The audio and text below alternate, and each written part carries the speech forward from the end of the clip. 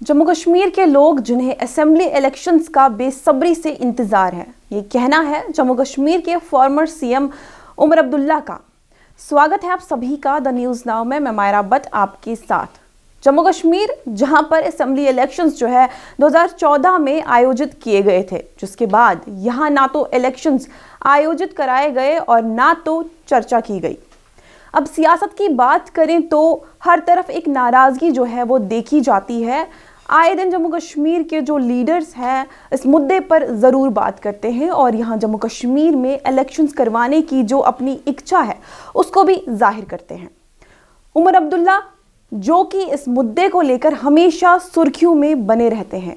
अब्दुल्ला ने कहा कि सुप्रीम कोर्ट में लोकल बॉडी पंचायत और डीडीसी इलेक्शंस को लेकर जो है जानकारी दी गई, लेकिन जम्मू कश्मीर में असेंबली इलेक्शंस को लेकर कोई भी जो चर्चा है वो नहीं की गई। कहा कि यहाँ के लोगों को इलेक्शंस का बेसब्री से इंतजार है। आप इस वीडियो को खुद ही देख लीजिए जहां उमर अब्दुल्ला ने इस मुद्दे पर चर्चा की है। के दौरे नहीं लग रहे। श्रीनगर के आसपास भी जनूबी कश्मीर और पिछले दिनों में अभी पुंछ से वापस आया हूँ। ये भागदौड़ का सिलसिला जो है ये चलता रहता है और इलेक्शन की तैयारी तो जाहिर सी बात है हम कर रहे हैं। लेकिन बड़ी बात यह है कि जो इलेक्शन होने चाहिए थे वो इलेक्शन हो नहीं रहे। सुप्रीम कोर्ट ऑफ इंडिया के सामने बलदियाती चुनाव की बात हुई, पंचायतों की बात हुई, डीडीसी की बात हुई, लेकिन वो सारे इलेक्शन जो है उनको फिलहाल रद्दी की टोकरी में फेंका गया है। असेंबली जिस इलेक्शन के लिए लोग बेसब्री से इंतजार कर रहे हैं उस इलेक्शन का कोई नामो निशान नहीं। Do you think Parliament election in the month of March? फिलहाल जहाँ तक मुझे लगता है वो उनकी मजबूरी है। सर क्या पिए? फिलहाल उनकी मजबूरी है। अब कराएंगे नहीं कराएंगे ये शायद मुल्क में सिर्फ 2 लोग जानते हैं और उन्होंने कम से कम मुझसे तो इसके बारे में बात नहीं की। सर नारद कश्मीर के लिए आपके कैंडिडेट कौन होंगे? नेशनल कॉन्फ्रेंस के कैंडिडेट कौन होंगे नार्थ कश्मीर के लिए पार्लियामेंट इलेक्शन में? पार्लियामेंट इलेक्शन में नेशनल कॉन्फ्रेंस के कैंडिडेट कौन होंगे सर नार्थ कश्मीर से? लगता है मैं यहीं से ऐलान कर लूं। ठहरिए ना, आपके पीएचडी आपको क्या चट्टी पड़ी है? पीएचडी सर मेरे सवाल का जवाब सर। की फिक्र हमें होनी चाहिए, आपको क्यों हो रही है? लेकिन अब जहाँ तक कैंडिडेट का सवाल है, साथियों से मशवरा होगा। मशवरे के बाद जो भी सबसे बेहतरीन कैंडिडेट नॉर्थ कश्मीर के लिए पार्टी की तरफ से आइडेंटिफाई होगा, हम फारूक साहब से गुजारिश करेंगे कि मैंडेट उनको दिया जाए। इस बार 2 और असेंबली सेगमेंट आपके इसमें जोड़ दिए गए हैं, जिसमें मेरा पुराना असेंबली सेगमेंट है, बीरवा है, बडगाम है।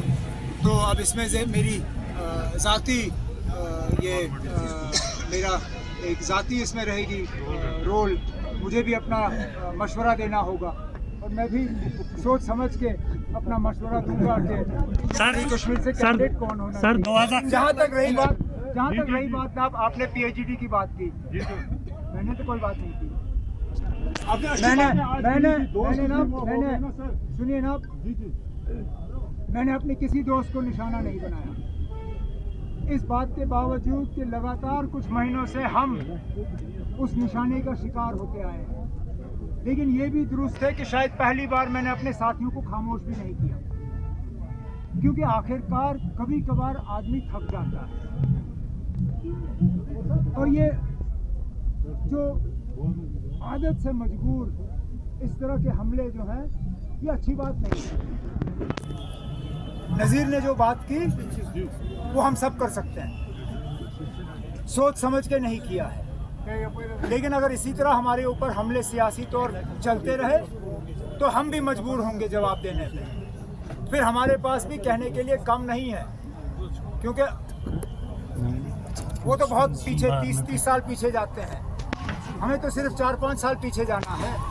उससे ज्यादा पीछे हमें जाने की जरूरत ही नहीं है। उमर साहब, when you last अगर time बात visited करेंगे Hindwara, हालात के लिहाज से, उमर जिस तरह से इस वक्त जम्मू कश्मीर के हालात हैं, तो बीजेपी कह रही है कि यहाँ पर जो है हालात बिल्कुल ठीक है, तो क्या कहेंगे इस हवाले से आप? हालांकि कल भी जो हालात ठीक है तो इलेक्शन क्यों नहीं हो रहे?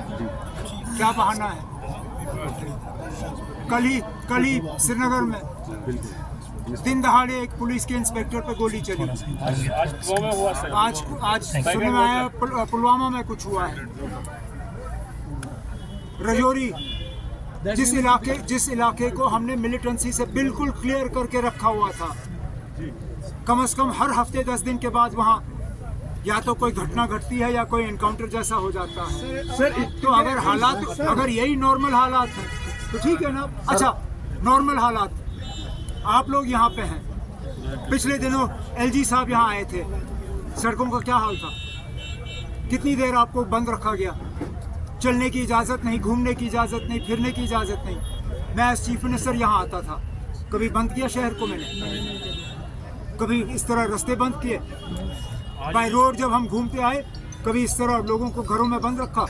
तो फिर कहाँ के नॉर्मल हाल? उमर साहब, when you visited Hindwara, जी साथ में आपने संदेश के इंटरव्यू में भी इस बात का जिक्र किया। किस चीज़ का? इंडिया अलायंस जो सर इस वक्त हो रहा है, आपने उसमें जिक्र किया कि कांग्रेस को हम बार बार ये कह रहे हैं कि आपका जम्मू स्ट्रॉन्ग है, हमारा कश्मीर स्ट्रॉन्ग है, इंटरव्यू नहीं होती। अभी जब इंडिया अलायंस है, व्हाट डू यू सी कि उसमें क्या वो जो आपकी सजेशंस है उन पे आप उसी तरह से अब इंडिया अलायंस के सजेशंस में इंडिया अलायंस को ही दूंगा ना, आपके जरिए थोड़े ना दूंगा। वैसे देखा जाए तो अफसोस की बात यह है कि आज इंडिया अलायंस की थोड़ी हालत पतली है। थोड़े अंदरूनी झगड़े जो हैं वो देखने को मिल रहे हैं जो शायद नहीं होने चाहिए, खासकर इन 4-5 रियासतों में जहां इलेक्शन हो रहे हैं।